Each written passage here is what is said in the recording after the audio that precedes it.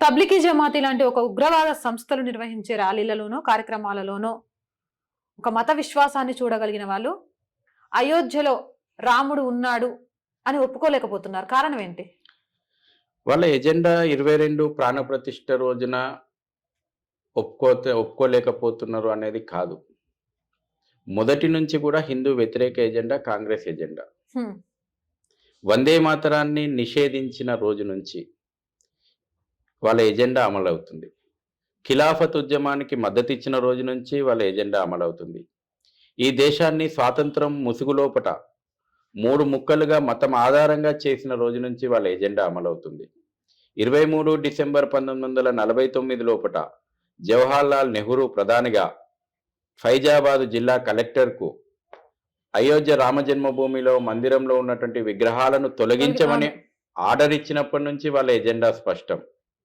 శ్రీమతి Indira Gandhi bogus ట్రస్టును సృష్టించి మధుర శ్రీకృష్ణ జన్మభూమిని షహీ ఈద్గా దర్గాకు అప్పగించిన రోజు నుంచి వాళ్ళ ఎజెండా నడుస్తుంది.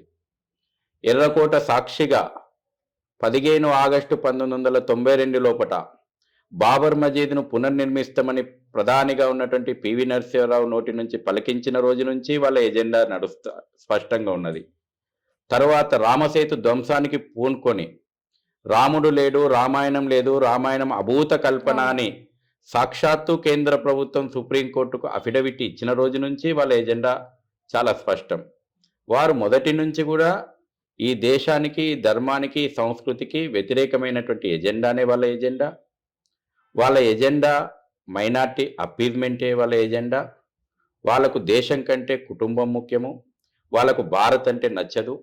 భారత్ అంటే రాముడు గుర్తొస్తాడు, కృష్ణుడు గుర్తొస్తాడు, యుగ యుగాల చరిత్ర గుర్తొస్తుంది. వాళ్ళకి ఈ దేశం ఇండియా అనే పిలువబడాలి. ఇండియా అంటే గాంధీ కుటుంబం, నెహ్రూ కుటుంబమే అనాలా. మొత్తం ఈ దేశానికి స్వాతంత్రం తీసుకొచ్చిందంటే ఒకటే కుటుంబం నుంచి, ఈ దేశాన్ని పరిపాలించడానికి అర్హత ఉందంటే ఆ కుటుంబానికే అర్హత ఉన్నటువంటి భ్రమలలో బతుకుతున్నారు వాళ్ళు. కాబట్టి అవన్నీ కూడా ప్రజలు గమనించారు.